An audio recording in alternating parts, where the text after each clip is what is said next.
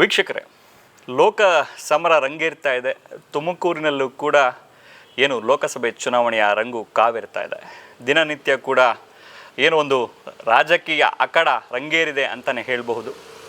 So ಆ ನಿಟ್ಟಿನಲ್ಲಿ ನೇಸರ Kannada TV ಇವತ್ತು ಒಬ್ಬ ವ್ಯಕ್ತಿನ ಇಂಟ್ರೊಡ್ಯೂಸ್ ಮಾಡಿಕೊಡ್ತಾ ಇದ್ದೀವಿ.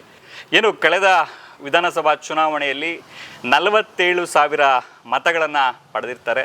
ಅದು ಕೂಡ ಕೊನೆಯ ಕ್ಷಣದಲ್ಲಿ ಟಿಕೆಟನ್ನು ಪಡೆದಿರ್ತಕ್ಕಂಥದ್ದು. ಪ್ರಚಾರದ ಕೊರತೆ ಕಮ್ಮಿ ಆಯಿತು ಅಥವಾ ಅವರ ವೈಯಕ್ತಿಕ ವರ್ಚಸ್ಸಿನಿಂದ ಕೂಡ 47,000 ಮತಗಳು ಬಂದಿದೆ ಅಂತಂದರೆ ತಪ್ಪಾಗಲಾರ್ದು. ಸೊ ನಮ್ಮ ಜೊತೆ ಇದ್ದಾರೆ ಏನು ಕಳೆದ ವಿಧಾನಸಭಾ ಚುನಾವಣೆಯ ಅಭ್ಯರ್ಥಿ, ಪರಾಜಿತ ಅಭ್ಯರ್ಥಿ ಇಕ್ಬಾಲ್ ಅಹಮದ್ ಅವರು. ಸರ್ ನಮಸ್ತೆ. ನಮಸ್ಕಾರ. ಹೇಗಿದೆ ಸರ್ ಲೋಕಸಮರ ರಂಗೇರ್ತಾ ಇದೆ? ಯಾವ ರೀತಿ ಸ್ಟ್ರಾಟಜಿ ಮಾಡ್ತಾ ಇದ್ದೀರಿ ಅಂತ ಹೇಳಿ? ಈಗ ಎಲ್ಲ ಪಕ್ಷಗಳು ತಮ್ಮ ತಮ್ಮ ರೀತಿಯಲ್ಲಿ ಈಗಾಗಲೇ ಪ್ರಚಾರ ಸಭೆಗಳನ್ನು ಮಾಡ್ತಾ ಇದ್ದಾರೆ. ನಮಗೂ ಕೂಡ ನಮ್ಮ ಪಕ್ಷದ ಏನು ನಾವು 5 ಭರವಸೆಗಳನ್ನು ಈ ಹಿಂದಿನ ಚುನಾವಣೆಯಲ್ಲಿ ಪ್ರಣಾಳಿಕೆಯಲ್ಲಿ ಘೋಷಿಸಿದ್ವಿ, ಅದೆಲ್ಲ ಈಗಾಗಲೇ ಈಡೇರಿದೆ. ಆ ನಿಟ್ಟಿನಲ್ಲಿ ಸುಮಾರು 1,28,00,000 ಜನ ಗೃಹ ಜ್ಯೋತಿ ಅಡಿಯಲ್ಲಿ ಈಗಾಗಲೇ ಉಚಿತ ವಿದ್ಯುತ್ತನ್ನು ಕೂಡ ಪಡ್ಕೊಳ್ತಾ ಇದ್ದಾರೆ. ಸುಮಾರು 2 ಕೋಟಿಗೂ ಹೆಚ್ಚಿನ ಮಹಿಳೆಯರು ಕೂಡ ಶಕ್ತಿ ಯೋಜನೆ ಅಡಿಯಲ್ಲಿ ಪ್ರಯಾಣವನ್ನು ಉಚಿತವಾಗಿ ಮಾಡಿದ್ದಾರೆ. ಮತ್ತು ಅನೇಕ ಮನೆಗಳಿಗೆ ಯಾವುದೇ ಪಕ್ಷಭೇದವಿಲ್ಲದೆ ಎಲ್ಲರೂ ಕೂಡ ಗೃಹಲಕ್ಷ್ಮಿ ಯೋಜನೆ ಅಡಿಯಲ್ಲಿ 2,000 ರೂಪಾಯಿಗಳನ್ನು ಕೂಡ ಪ್ರತಿ ತಿಂಗಳು ಪಡ್ಕೊಳ್ತಾ ಇದ್ದಾರೆ. ಕಾಂಗ್ರೆಸ್ ಪಕ್ಷ ಯಾವತ್ತೂ ಕೂಡ ಭರವಸೆಗಳನ್ನು ಕೊಟ್ಟ ಮೇಲೆ ಅದರಂತೆ ನಡ್ಕೊಳ್ತದೆ ಮತ್ತು ದೇಶದಲ್ಲಿರುವ ಎಲ್ಲ ಜನರ ಅಭಿವೃದ್ಧಿಗೆ ಅದೇನು ಪ್ರಣಾಳಿಕೆ ಕೊಡ್ತದೆ ಅದರಂತೆ ನಡ್ಕೊಂಡು ಹೋಗ್ತಾ ಇದೆ. ಬೇರೆಯವ್ರ ರೀತಿಯಲ್ಲಿ ನಾವು 2 ಕೋಟಿ ಉದ್ಯೋಗ ಕೊಡ್ತೀವಿ, 15 ಲಕ್ಷ ರೂಪಾಯಿ ಖಾತೆಗೆ ಹಾಕ್ತೀವಿ ಅಂತ ಸುಳ್ಳು ಹೇಳಿ ಜನಗಳೆಲ್ಲ ಮಧ್ಯೆ ವ್ಯಾಜ್ಯಗಳನ್ನು ಹಾಕಿ ನಾವು ರಾಜಕಾರಣ ಮಾಡೋದಿಲ್ಲ.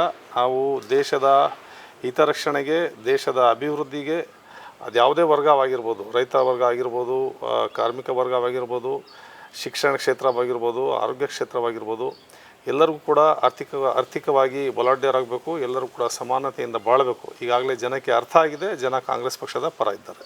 ಅಲ್ಲ ಸರ್, ಈಗ ಒಂದು ಏನು BJP ಅವರು ಒಂದು ಆರೋಪವನ್ನು ಮಾಡ್ತಾ ಇರೋಂಥದ್ದು, ಏನು ನಿಮ್ಮ ಅಭ್ಯರ್ಥಿ ಮುದ್ದಹನುಮೇಗೌಡರು ಈ ಹಿಂದೆ ಈಗ ಕಳೆದ 6 ತಿಂಗಳ ಹಿಂದೆ ಮೋದಿ ದೇಶದ ಅಭಿವೃದ್ಧಿಗೆ ಮೋದಿಗೆ ಬೆಂಬಲಿಸಿ ಅಂಥೇಳಿ ಸ್ವತಃ ನಿಮ್ಮ ಅಭ್ಯರ್ಥಿ ಪ್ರಚಾರ ಮಾಡಿರ್ತಾರೆ.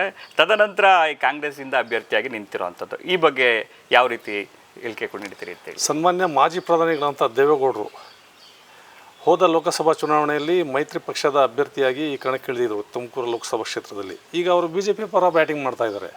ಸನ್ಮಾನ್ಯ ಕುಮಾರಸ್ವಾಮಿ ಅವರು ನಮ್ಮ ಕಾಂಗ್ರೆಸ್ ಪಕ್ಷದ ಬೆಂಬಲಿಂದ ಮುಖ್ಯಮಂತ್ರಿಗಳಾಗಿದ್ದರು. ಅವರ ತಂದೆಯವರು ಶ್ರೀಮಾನ್ ದೇವೇಗೌಡರು ಕಾಂಗ್ರೆಸ್ ಪಕ್ಷದ ಬಲದಿಂದ ಪ್ರಧಾನಮಂತ್ರಿಯಾಗಿದ್ದರು. ಅವರ ಈಗ ಸೆಡ್ ಹೊಡೆದ್ಬಿಟ್ಟು ವಿರೋಧ ಹೇಳ್ತಾ ಇದ್ದಾರೆ, BJP ಜೊತೆ ಹೋಗಿದ್ದಾರೆ.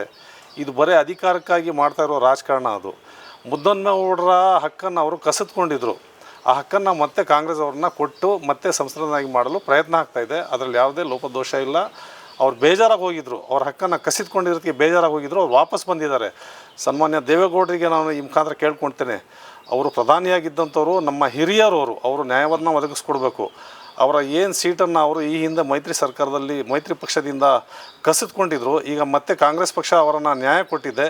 ದೇವೇಗೌಡರು ಕೂಡ ಅವ್ರದ್ದೇ ಜಾತಿಯವರಾದ ಮುದ್ದಹನುಮೇಗೌಡರಿಗೆ ಬೆಂಬಲ ಕೊಟ್ಟು ಅವರ ಹಕ್ಕನ್ನು ಮತ್ತೆ ವಾಪಸ್ ಕೊಡ್ಬೇಕಂತ ಈ ಮೂಲಕ ಕೇಳ್ಕೊಳ್ತೇನೆ. ರಾಜಕೀಯ ನಿಂತ ನೀರೆಲ್ಲ ಏನು ಬೇಕಾದರೂ ಆಗಬಹುದು ಅನ್ನೋಂಥದ್ದು ನಿಜ. ಹಾಗೆ ಇದೆ ರಾಜಕಾರಣ. ಈಗ ತುಮಕೂರು ವಿಧಾನಸಭೆ ಅಂತ ತಗೊಂಡಾಗ ಇಕ್ಬಾಲ್ ಅಹಮದ್ ಅವರು ಎಷ್ಟು ಓಟನ್ನು ಮುದ್ದಹನುಮೇಗೌಡರಿಗೆ ಹಾಕಿಸ್ತಾರೆ ಅಂತ ಹೇಳಿ? ಈಗಾಗಲೇ ನಾವು ತುಮಕೂರು ನಗರದಲ್ಲಿ BJPಯಿಂದ ಹೆಚ್ಚಿನವರಿಗೆ 10,000 ಓಟ್ಗಳನ್ನು ಲೀಡ್ ಕೊಡುವಂಥ ಪ್ರಯತ್ನದಲ್ಲಿದ್ದೇವೆ. ಅದರಲ್ಲಿ ನಾವು ಸಫಲರಾಗ್ತೇವೆ. ಯಾವುದೇ ಅನುಮಾನ ಇಲ್ಲ? ಯಾವುದೇ ಅನುಮಾನ ಇಲ್ಲ. ನಿಮ್ಮ ಅಭ್ಯರ್ಥಿ ಏನೀಗ ಸೋಮಣ್ಣವರ ಒಂದು ಹಣದ ಹೊಳೆ ಅಂಥೇಳಿ ಈಗ ಜನ ಮಾತಾಡ್ತಂಥದ್ದು, ಅದಕ್ಕೆ ಸಮರ್ಥವಾಗಿ ನಿಭಾಯಿಸ್ತಾರ ಚುನಾವಣೆನ ಅಂತ ಹೇಳಿ? ನೋಡಿ, ಯಾವಾಗೂ ಕೂಡ ಹಣನೇ ಕೆಲಸ ಮಾಡಲ್ಲ. ಈಗ ನಾನು ನಿಂತಾಗಲೂ ಕೂಡ ನಾವು ಯಾರಿಗೂ ಹಣ ಹಂಚಿಲ್ಲ, ಹೆಂಡ ಹಂಚಿಲ್ಲ, ಸೀರೆ ಹಂಚಿಲ್ಲ. 47,000 ಜನ ನನಗೆ ಓಟ್ ಹಾಕಿದ್ರು. ತುಮಕೂರಿನ ಜನ ಪ್ರಜ್ಞಾವಂತ ಜನ. ಯಾವತ್ತೂ ಕೂಡ ಸಮಾಜ ಸೇವೆಗೆ, ರಾಜಕಾರಣದಲ್ಲಿ ಯಾರೂ ನಿಷ್ಪಕ್ಷಪಾತವಾಗಿ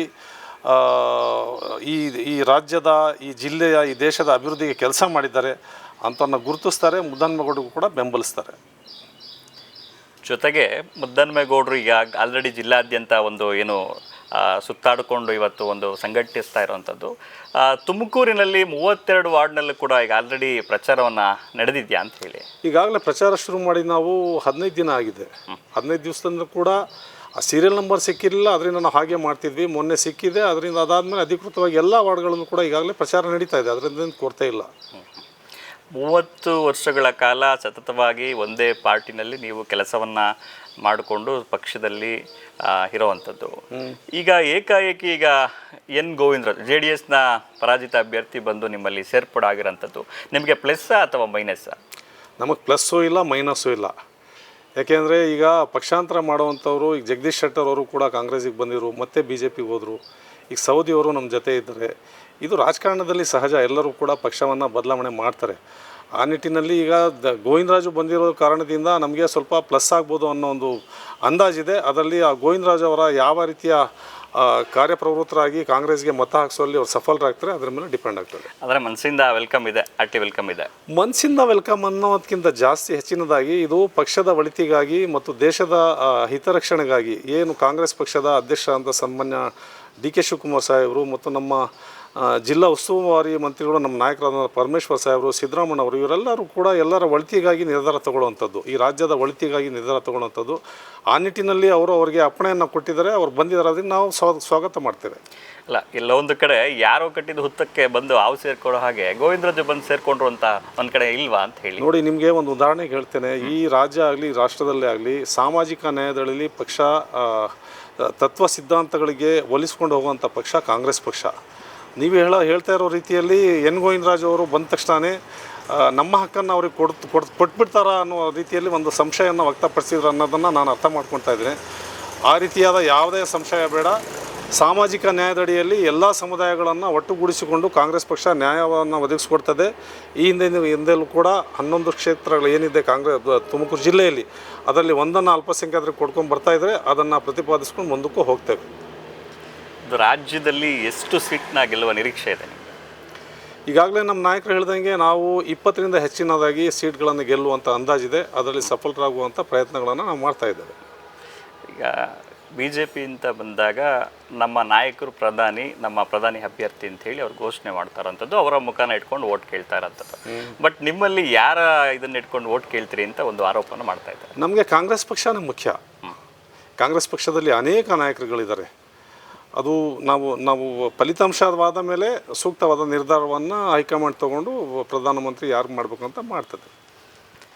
ಒಟ್ಟಾರೆಯಾಗಿ ಈಗ ಲೋಕಸಭೆ ಚುನಾವಣೆಯನ್ನು ಹೊರತುಪಡಿಸಿ ಒಂದು ಪ್ರಶ್ನೆ ಕೇಳೋಂಥದ್ದಾದರೆ, ಏನು ರಾಜ್ಯದಲ್ಲಿ ಮೊನ್ನೆ ತಾನೇ ಕಹಿಘಟನೆ ನಡೆದಿರುವಂಥದ್ದು, ಏನು ನೇಹಾ ಅಂತ ಹೇಳಿ ಒಂದು ವಿದ್ಯಾರ್ಥಿನಿಯನ್ನು ಒಬ್ಬ ಯುವಕ ಹಲ್ಲೆ ಮಾಡಿ ಕೊಲೆ ಮಾಡಿರೋಂಥದ್ದು, ಈ ಬಗ್ಗೆ ನಿಮ್ಮ ಸಮರ್ಥನೆ ಏನು ಅಂತ ಹೇಳಿ?